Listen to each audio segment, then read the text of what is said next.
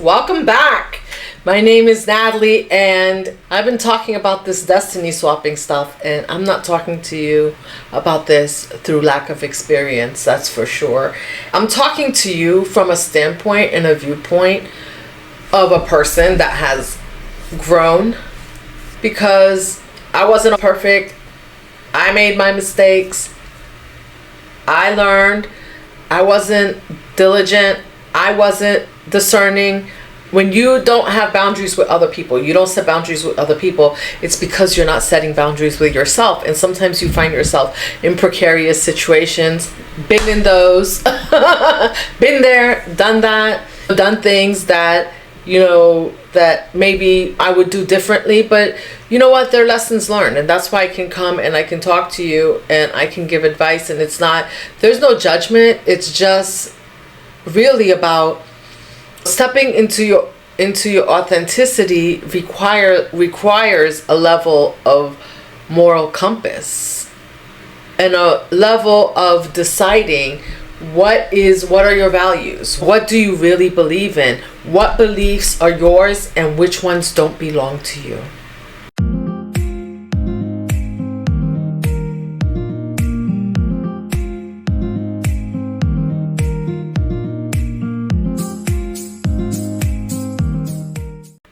Because when you don't, actions speak louder than words. Because we've all made mistakes. And part of being authentic is owning your mistakes. Seeing where your values at one time did not align with where you want to be, who you want to be, who you really are.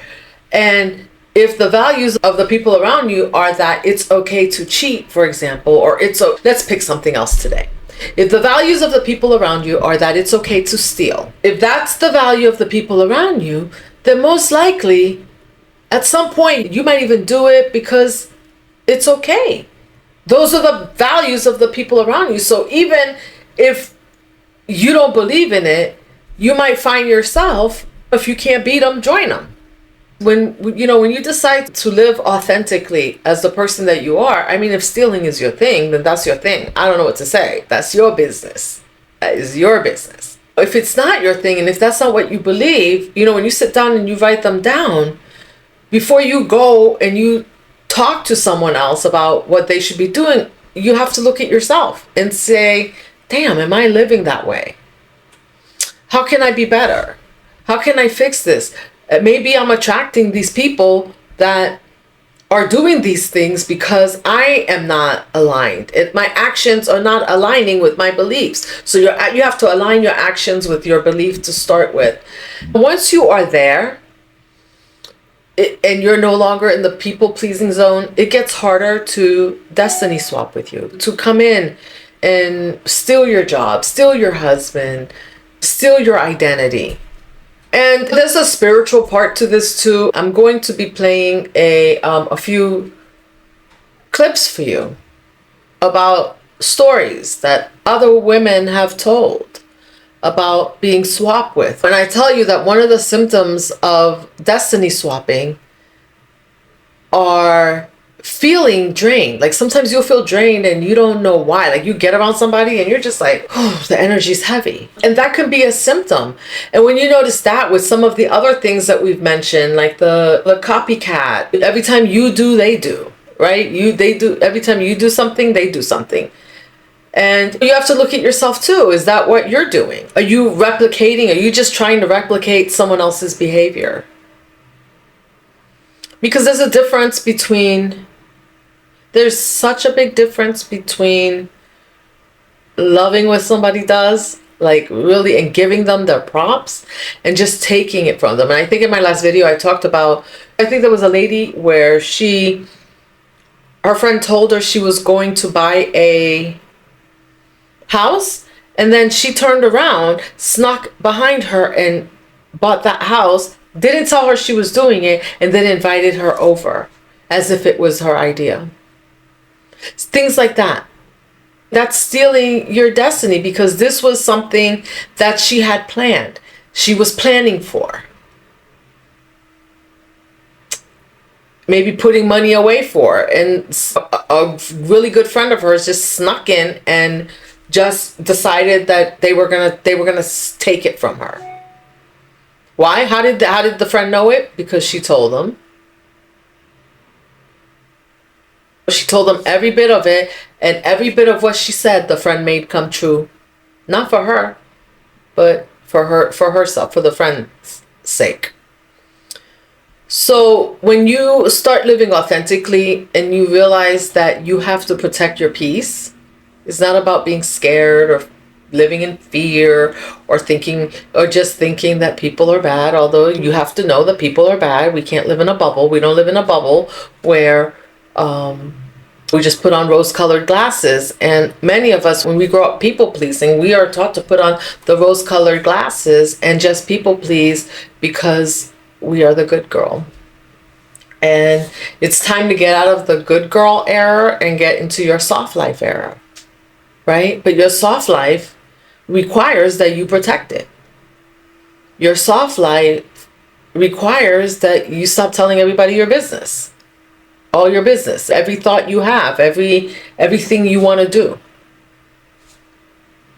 Because what it does, and the way it works spiritually, honestly, is that when somebody does something like that and you're saving up, right, and they run in and they do it before you can, it actually, it's morally and spiritually and emotionally draining, because you start to get a sense that, wow, like, how did they do it so fast? Like, maybe I really can't do this. And then you tend to give up on your dreams, right? If every time you share your dreams, somebody picks it up and runs away with it, you start to think there's something wrong with you, when the only thing that's wrong with you is that you keep telling other people your dreams and you're not giving yourself time to build your dream. And not being discerning and not seeing the signs of what people are doing. And sometimes it's not very visible, is it? I gave you 2 stories where it's not visible. This one where she snuck behind her and bought the house. She didn't know she was going to do that. But I'm sure there were some other signs. I would love to be a fly on the wall and see what she told her, what she said to the friend. The friend that actually eventually bought the house, stole her idea. I want to see what that friend told her when she told her she was going to buy the house. She probably got the crazy look, like, girl, you dreaming. Girl, really? You're dreaming. And then she went and made the dream come true. So how do you think that leaves you feeling? And the other one where I said the lady had a babysitting job. Same thing. She told her what she actually told her what she was doing. She was already in the job. And then when she told her what she was doing, it wasn't just that she told her she had a job. It's like she told her she had the job and what she was doing. And she didn't only take the job, she took the job and used that job to do exactly what the friend was going to do. So you see, and I'm not saying everyone's this way, but guard your dreams. Guard your dreams. I just saw another video. A girl said she was online, met somebody who wanted to work with her, whatever. They were going to do a social media thing together, and they're like, oh, we can help each other. And then they made all these videos. The girl said she was going to post them. She gave the girl all the videos, and the girl never posted them, deleted the social media page. Like, a lot of crazy nonsense, sabotage. Even if the other girl didn't benefit by doing all of it, she probably saw that she had something, right? And then she sabotaged her by telling her she could help her. So your dream, we all have to remember that our dreams are ours. People don't always do this on purpose. But just because, they're unconsciously doing it or they're unconsciously jealous, doesn't mean that you don't have to guard your dreams. That you don't have to guard your thoughts. That you don't have to guard your success. You will see a lot of millionaires and billionaires. Sometimes we think that they're standoffish, that they are not even standoffish. We call them selfish. People that are self-made and make money. And you'll see that the more money you make, your circle gets smaller and smaller and smaller, because the more you have, the more jealousy there is, the more people want to come in, the more people want to take from you. And when you're building a business, if Jeff Bezos had gone and told everybody what he was going to do with Amazon, right? When he was just in his house selling books, whatever, I think it was books he was selling, that people probably thought he was nuts. But see, Jeff Bezos had a vision. And if he was out telling every Tom, Dick, and Harry what the vision was, somebody else would have built a business and run with it before he had the chance to. But he knew that he needed to build himself, make some money, whatever. I'm not here to talk about whether or not you like Jeff Bezos. I'm just telling you that people who build their dreams like that, they guard their dreams because they know the more successful you get, the more people will come and try to figure out how to knock you off your pedestal. I'm just here to tell you that everything I'm sharing with you is because I have some experience. I have some experience with not being in not showing up authentically. And I wish there was a better way to say this, because I think we're always authentic as we can be, but sometimes our authenticity is skewed by the vision of others around us, is what it is. So you're trying to show up as your authentic self, but there's someone guiding you and telling you that you need to be more like them. And meanwhile, they're in the background sabotaging you, and what they're doing is they're acting more like you. Like I was listening to another story where the girl said that the boyfriend of a friend or something like that, like, came to her and said, I don't understand, why is my girlfriend's acting more and more like you? Like, what's going on? Things like that are clues that you could have somebody around you that's jealous, that you could have somebody around you they're trying to elicit information out of you to take something from you that they see, because the truth is that people see your light before you do.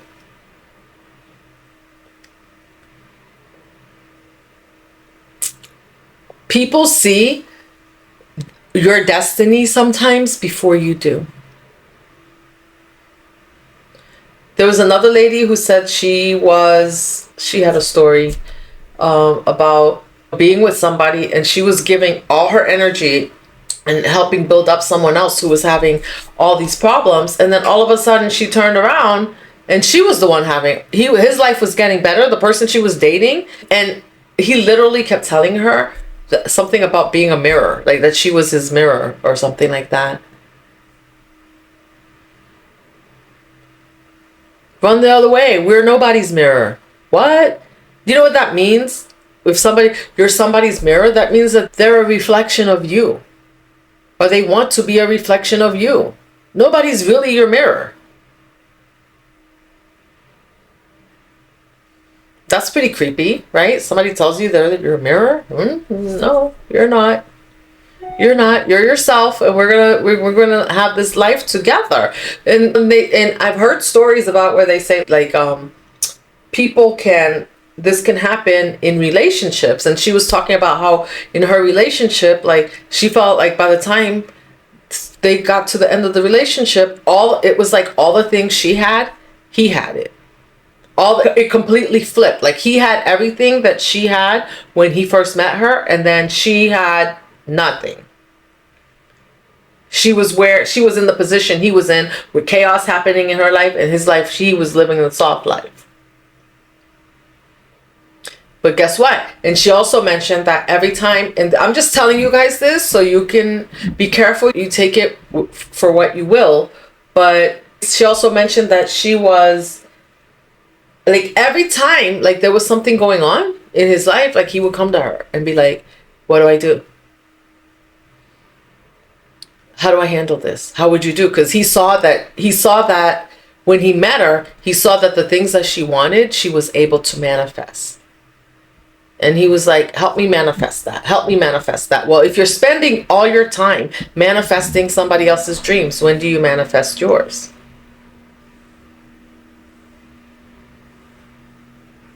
When do you manifest yours? And obviously relationships are equal give and take, so there's a fine line with that. But I mean, you have to look at the whole picture, and you have to look at, are you with somebody where your life is, where you're growing together, or where their life is getting better, like your life was good, their life wasn't so good when you met them, and then their life, you're swapping, their life is getting better, and then your life is getting worse. At that point, it's really time to make a decision. There was another video I saw where a lady was talking about that, literally, oh, this is what it was. Something else that you need to be careful of is, there was a lady that was talking about a man. There was a man, a video. There's a video. This video's out there. I gotta find it. This man made a video to say that he was sitting outside his house, and he's like, literally, he's like, my wife is inside. I don't want to go inside. I hate my wife. I hate my life.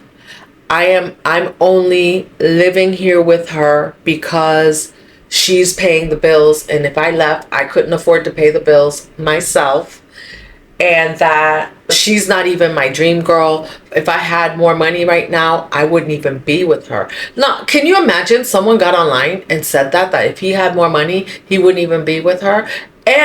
But he's with her because she can pay the bills. He's sucking her dry.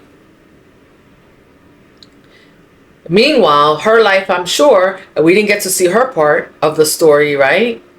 She's in there probably hanging on, thinking like she's helping him, he's gonna get better, and he's like, yeah, she keeps nagging me to go get another job. I don't have a reason to get another job. I'm not gonna do any more, take care of her. I don't love her.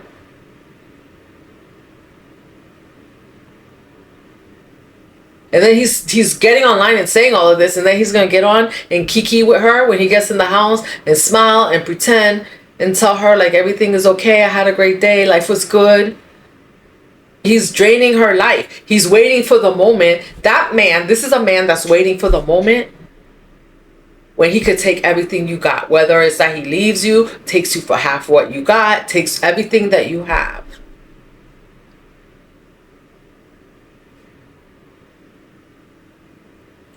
If that's the case, we're both leaving with nothing.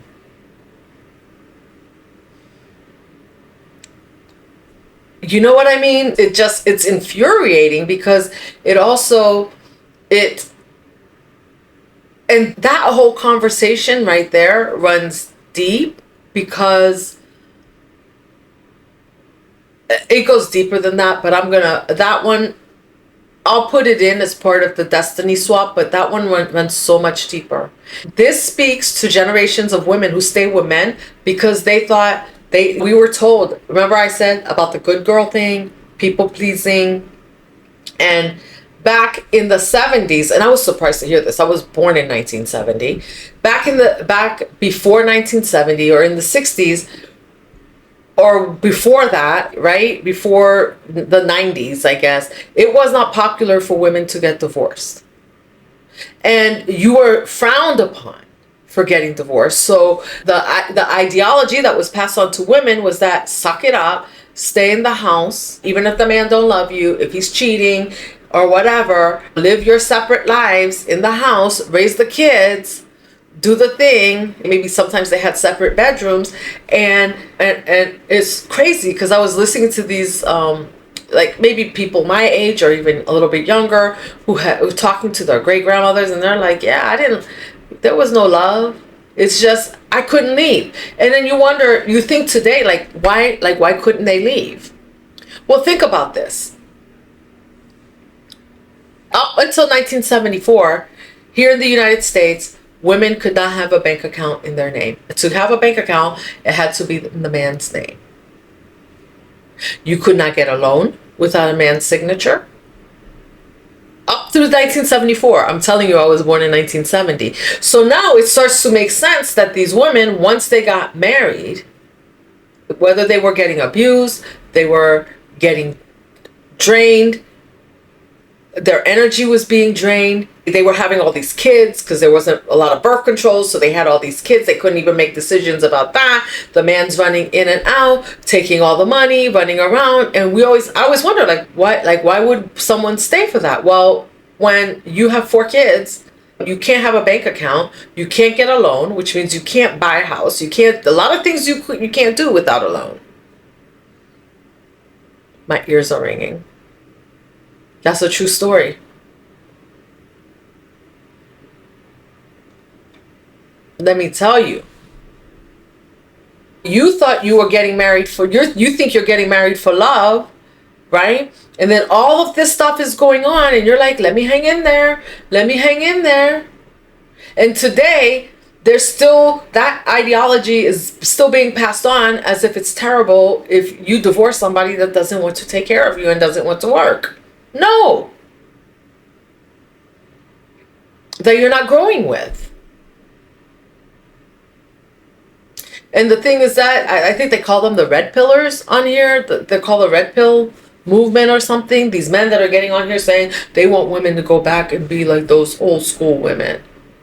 Yeah, they want to lock you up in your house, do what they want to do, tell you what to do. They just want somebody to take care of the house so they can run around and you can cook them dinner. And then they're going to drain your energy, put you to work for them, and give you the bare minimum. Talk about a destiny swap. One lady said like this literally happened. Her mom wanted her to go to college, and this is so crazy. Her mom wanted her to go to college, and she was like, and she didn't go to college. How many people out there has this happened to? How many of you listening to this has happened to, and you don't understand why? And then she decided no, she wanted to get married, and her mom was disappointed. She went ahead and got married, had babies, right? And the man was running around, not giving her money, so she ended up moving back in with her mom. And she was like, and her mom was gonna pay for college for her, and then she went back and she was like, hey mom, can you pay for college? And her mom was like, I ain't got money for that now. No, you came back, you have kids now. She came out with kids, it was too late. She missed she missed her destiny. Like you miss, and she could always go back later, but the thing is that I believe that if something is for you, it's always going to be for you. I call it causing delays, which is part of a destiny swap, because people can sometimes come in and cause all these delays in your life. That's why it's terrible to follow the leader. That's why it's terrible to follow the leader. Because you don't know what they're leading you to. Are they leading you to act like them so that they can steal the light that you're putting out there? Because they see your light. They see your potential. They know you're that good girl that's going to take care of everything and do the right thing. And do right by them, no matter what. Because that's what you were told to do. But we're not puppets.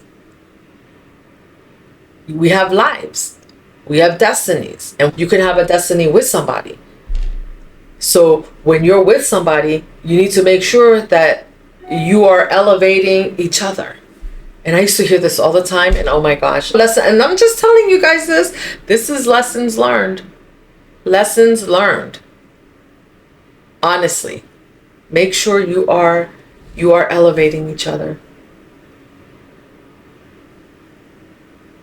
You know, that old story about, oh, we can go live in a shoebox together. I am not living in a shoebox with nobody.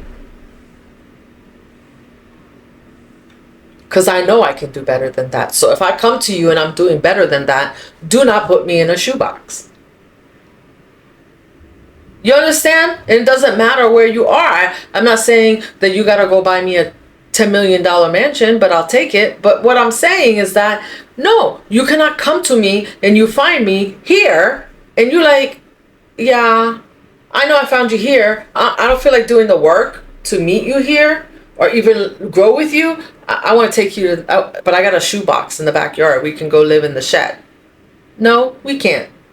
And I'm not going with you. This is how people get their destinies taken away from them. And you see them going around. These are the same people the same men. I don't want to talk about, it's not all men, right? Because women do this shit too. But like, these are the same people that will do this to you, and then turn around, you found out they had a whole other life, a whole other wife, and whole other kids that they were taking care of. Well, they were draining your energy to help do that. Are you effing kidding me? However you want to look at it, they talk about black magic and stuff like that. And you don't even have to go, you don't even have to take it that far. And if you are in your authenticity and you have discernment, whether you believe in black magic or not, like, it gets harder for people to attack you that way. But there are spiritual attacks. That's a real thing. Because when people do things to you that destroy your self-esteem, that's a spiritual attack to keep you from reaching your destiny. You have an idea, right? And somebody tells you like, oh, that's stupid. Girls don't do that. Oh, that's stupid. Boys don't do that. They're stealing your destiny. You have an idea. Your idea is worth every thought that you have. Because if you got a download and you have an idea, you know why? It's because God gave it to you. Why would you let somebody come in and take that away from you and tell you like you're not worth that idea? But that's what happens when we get caught up in following what other people, in people pleasing and following what other people want us to do. All right, guys, I'm going to leave this here. I'm going to be putting that next video together for you. Drop me a comment. Let me know what you think, because I think that this is really, truly a topic that you guys need to see. Like, you need to look at it. And I know when people see Destiny Swap, they're like, what is that? Like, but when you start seeing it in real life, when I can show you some real life examples, and you can go like, oh, I've seen that happen to me before. Somebody did that to me. Like, what happened? And then what happened after they did that to you? How drained were you? How long did it take you? They say be careful who you let in your house, and it's true. They say be careful who you give your energy to, and it's true.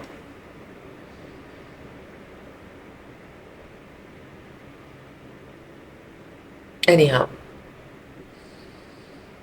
thank you for joining me. Hit that subscribe button. Hit the notification bell so that you can be notified anytime I upload a new video. And I'd love to know what you think. And I will see you in the next one. And you know what? Drop me a comment. Let me know if any of you have any stories about destiny swapping. You can send me an email if you don't want to drop it in a comment.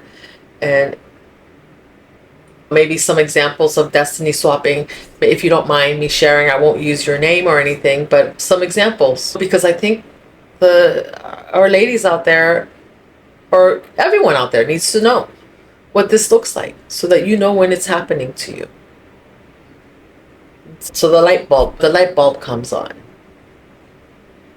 so that when you have that gut feeling that something's wrong, that you go, oh, I've seen that before. I trust my gut feeling.